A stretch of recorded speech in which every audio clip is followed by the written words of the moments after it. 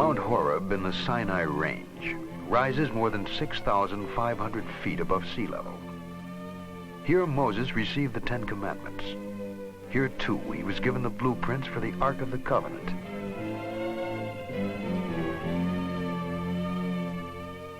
In chapter 25 of the second book of Moses, directions are given for the construction of the Holy Tabernacle. And they shall make an ark of acacia wood, and you shall overlay it with pure gold within and without shall you overlay it. And you shall make upon it a molding of gold round about.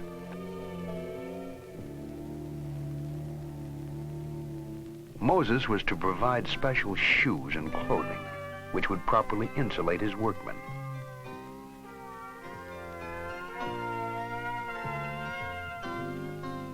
Moses was warned that no one should come near the structure.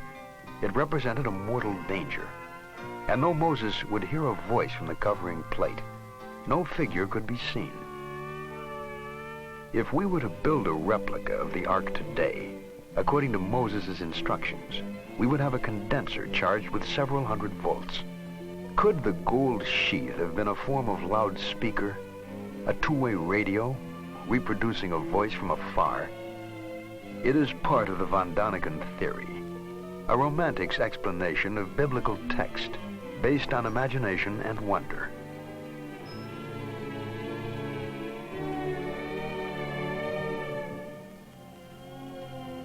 In the fragmentary histories from the Bible to the scripts of Babylon, there are tantalizing views of Earth, seen from the distance, seen from space, seen by whom?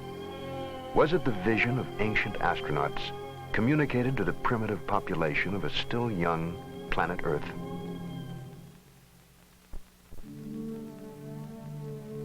If we were to land on a strange planet, we would probably avoid its magnetically disruptive poles. If travelers from outer space were to land here, a likely location, almost on the equator, would be Egypt.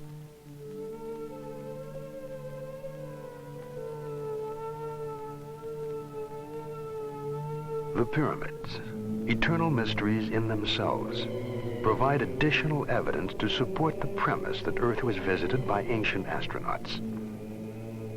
The Great Pyramid rises to a height of 477 feet. 2,300,000 stone blocks, each a crushing 2.5 tons, each perfectly fitting, climbed toward the sky. The stones were transported from the Macadam Mountains on the far side of the Nile. 20,000 workmen, hauling 10 blocks a day, would need 640 years, more than 30 generations, to build one pyramid. To some, the massive structures were not designed as tombs for the pharaohs, but are in reality vast astronomical calculators. Passageways, for example, from the interior, point directly at the North Star, the way back to the heavens. If we multiply the height of the pyramid by 1 billion, it equals almost exactly the distance from the Earth to the Sun.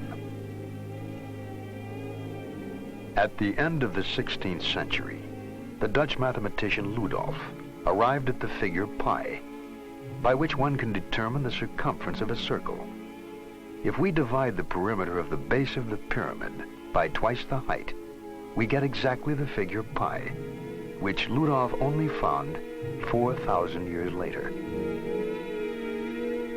All the evidence leads Von Däniken to conclude that the pyramid is linked to the arrival of visitors from outer space, and that they may have used it as a marking place, a map reference for navigation.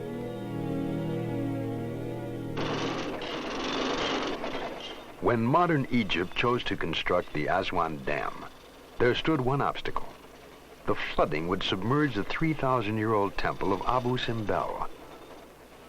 Over 100 nations answered UNESCO's plea to save the monument. Latest equipment and engineering techniques were used. Still, it took 3 years to accomplish. Because centuries were needed for the original builders to create the temples, it is probable they honor no single pharaoh. They stand, however, in tribute to the gods of the sun, the center of Egyptian religions, and to those who return from Earth to the skies.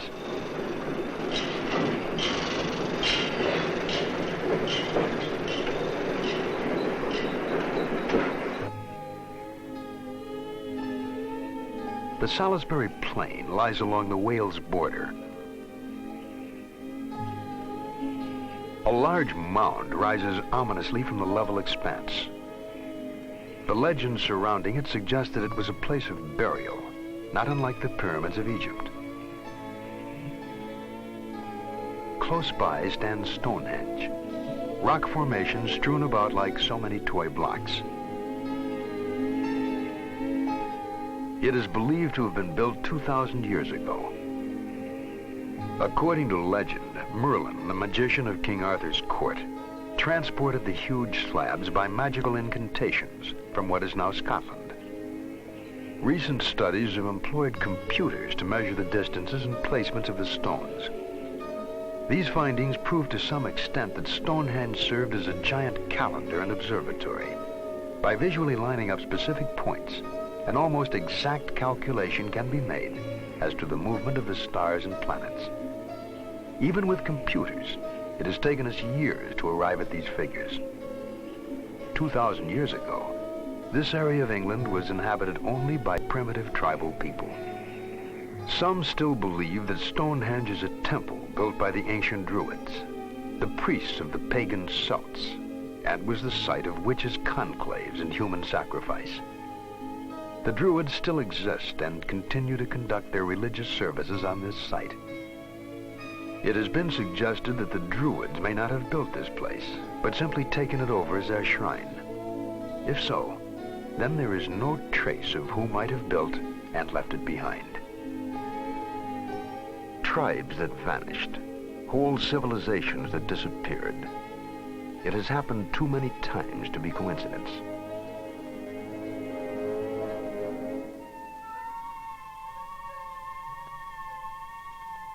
Guarding the headwaters of the Amazon River are the ruins of Machu Picchu, an outpost of Peruvian Inca society.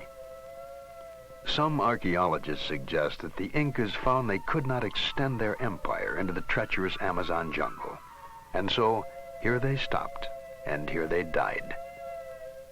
There is a curious folk legend surrounding the origin of this fortress. It is said to have been built by a divine race of light-skinned, auburn-haired descendants of the god Viracochus, who arrived in a flaming chariot.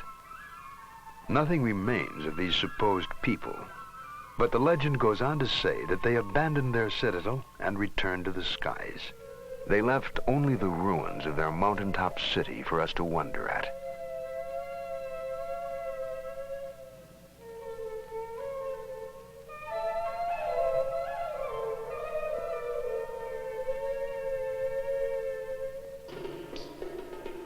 The construction of defensive citadels was common to many tribal communities. On the African continent and the bushlands of southern Rhodesia are the ruins of Zimbabwe, meaning the heart of the lion. It is constructed of brick-shaped granite rocks, all exactly alike as if produced in a factory. 20,000 tons of identical building stones. They were laid to a height of over 30 feet to form walls which have stood for thousands of years. What masons trimmed and piled these stones with such astonishing perfection? Were they the ancestors of bushmen whose straw huts surround the ruins, or members of a visiting group of master builders? The mystery carried Von Daniken back to the Valley of the Kings in Egypt near Luxor. The valley was another royal burial ground of the pharaohs, the god kings. Not pyramids of stone, but a small mountain range converted to the use of the dead. The entrances were hidden, little more than windows into the rock, with steep stairs and winding passageways leading to the tomb of the 9-year-old pharaoh god Tutankhamun. The crypt is hollowed directly out of stone, and incredibly intricate murals decorate the walls and ceilings. Archaeologists have carefully studied the markings and meanings, but Van Daniken points out one interesting fact. They could not have been painted by firelight. The ceilings show no trace of soot, and so no torches or oil lamps were used. What then was the light source? Markings found in this and other tombs are portraits of the god Osiris. Osiris played an important role in Egyptian religious belief. After giving knowledge to the world, he left the earth and exists in the heavens. Each dead pharaoh, the kings of earth, joined the spirit of Osiris in the heavens. Their mummified remains were prepared for the journey.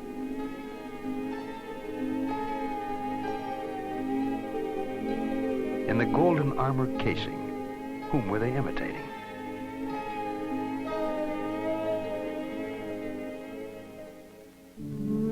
Outside the cave crypt stand the remains of the ancient mortuary, the temple of Amenhotep III. Here the Egyptian priests preserve the remains of their rulers. We will never know the origins of the science of mummification. Perhaps it was an imitation of a physical conservation method used by extraterrestrial visitors. The secrets died along with the mortuary during the great earthquake in the year 27 BC.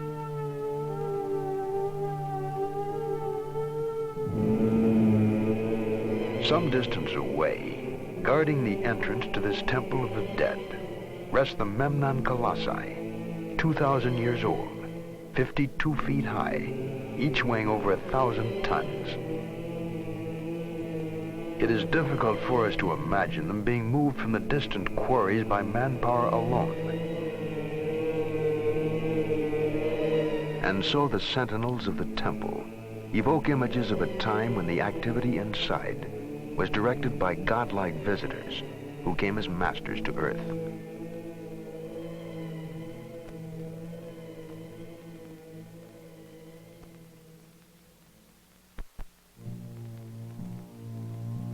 The Sphinx, symbol of the riddle, the eternal enigma. The head of a man, the body of a lion. This fierce stone creature faces the rising sun, the flaming chariot of the Egyptian gods. It is meant to protect the sunship when it lands to carry the pharaohs back to the heavens. Secrets in stone abound throughout the world. Easter Island, Isle of 1,000 mysteries, minute, lost in the watery expanse of the South Pacific, 3,000 miles off the coast of Chile. The inhabitants call their island Mata Ki Tirani, which means eyes looking up to heaven. The neighboring atoll is called the Island of the Bird People, creatures with human bodies and the heads of birds.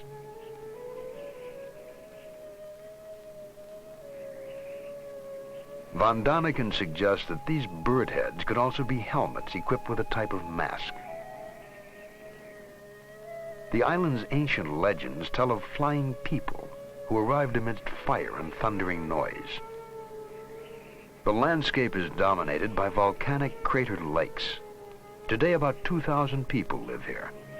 There were never more than 4,000 natives at any time. Of the total population, 70% were women, children, or the elderly. The majority of able-bodied men was needed for the production of food. Thus, the number of workmen was so small that it would have been impossible for them to create the more than 600 gigantic stone figures found everywhere on the island.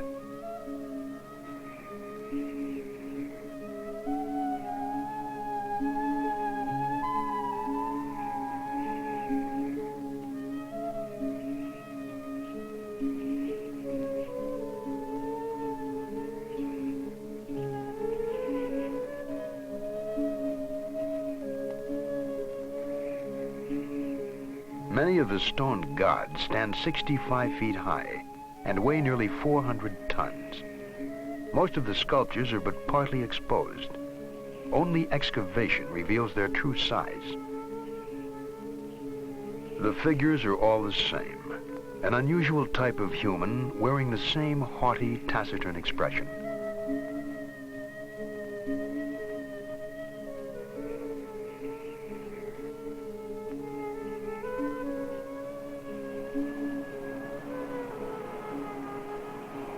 One statue, unearthed by explorer Thor Heyerdahl, suggests man's role. Unlike the others, it has a rounded head and is kneeling. The workshop at the volcanic crater, Ranoraraku, has stone so hard that repeated hammering with a stone chisel hardly scratches it. The colossi carved here were removed to distances as much as 12 miles from this location. There was no army of slaves for labor, no wood for rollers, nor the slightest traces to suggest that the sculptures were dragged across the island. And so they lie here, mute, eyes looking up to heaven.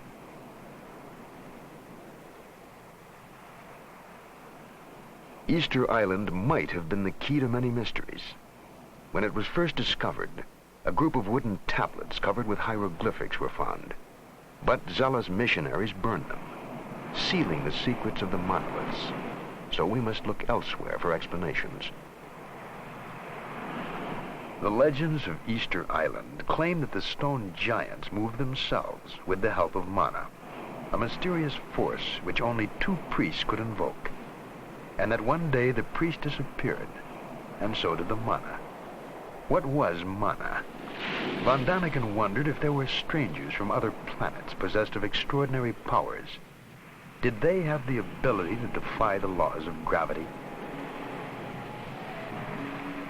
To this day, Easter Island exerts an unusually strong magnetism. The report of a French expedition in 1964 ends as follows. Since there are inexplicable magnetic forces and unusual geological phenomena on Easter Island, one cannot exclude the possibility of extraterrestrial contacts.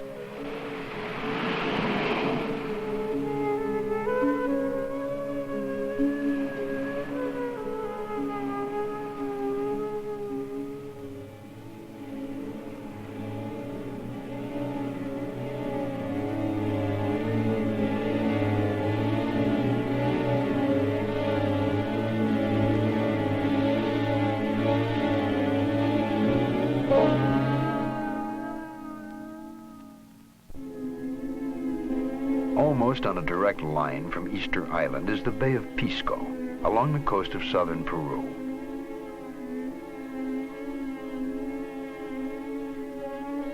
From the ground, there is what appear to be a meaningless set of lines. But from a high altitude, they form a trident 300 feet long, pointing the way inland. Pointing the way to what?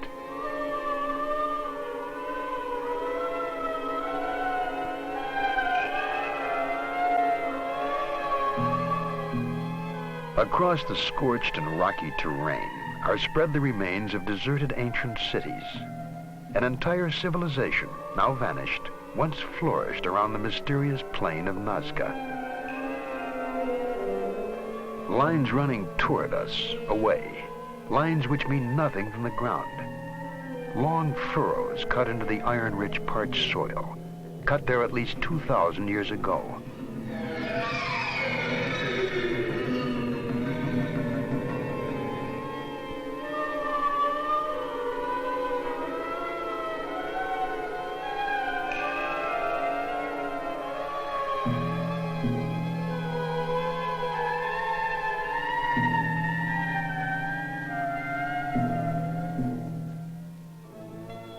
From a great height, from an aircraft for instance, the lines fall into focus. We see a spider, an eagle,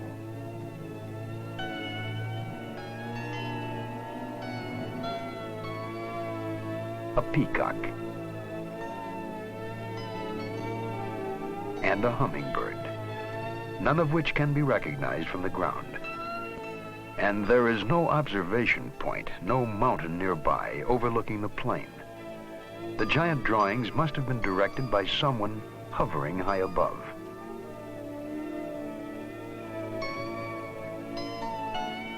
Straight as arrows, one huge geometric puzzle.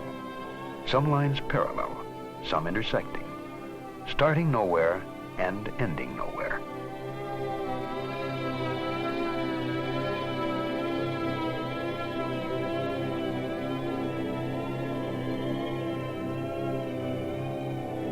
The conclusion reached by von Daniken is that the lines represent a landing field.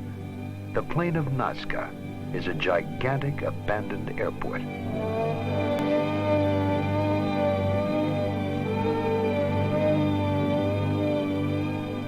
Landing strips, roads, and flattened beds that resemble rocket launch ramps were cut into the plateau. In a radius of 1,000 miles, enduring archaeological mysteries abound. And the question arises, was this the center, the base camp of an ancient astronaut colony?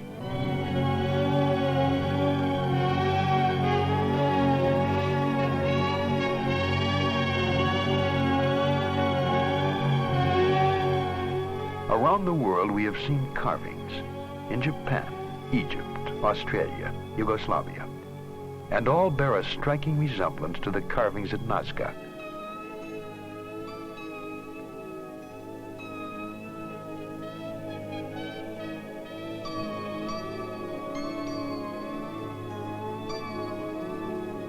Was Earth visited by creatures, astronauts from another planet?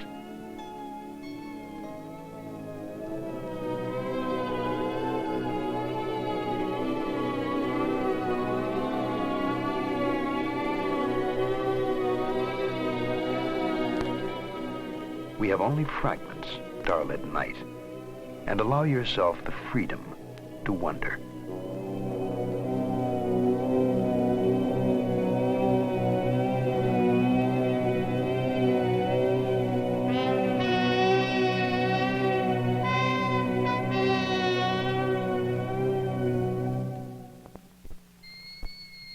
All around the globe, giant radio telescopes are scanning the stars for signals.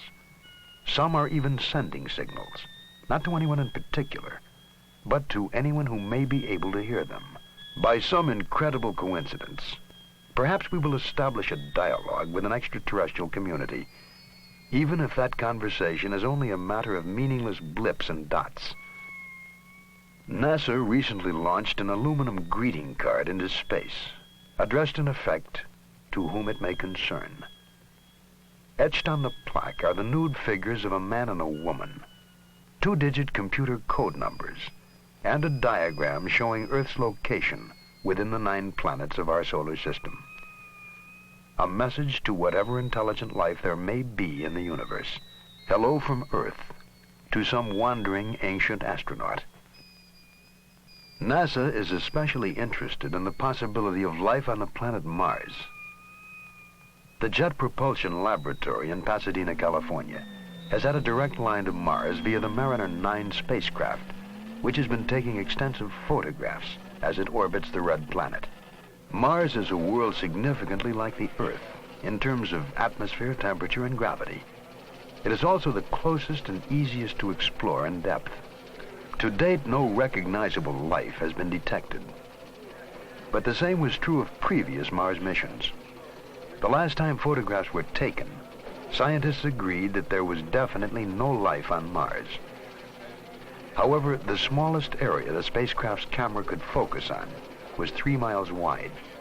Therefore, the only things we might have missed are a couple of mile-long elephants. Dr. Carl Sagan is one of the directors of the Mariner mission exploring Mars, and he has a special interest in the possibilities of intelligent life in the universe. The question arises, might there have been a visit to the Earth in historical times? There are popular books on this subject. It's an idea which people find exciting. It's a kind of scientific justification of theological belief which people would rather believe in any case. It's kind of modern dress for old-time religion. Well, what about that? Is that possible or not? I can only say that you can't exclude the possibility, but there's not a smidgen of evidence that is compelling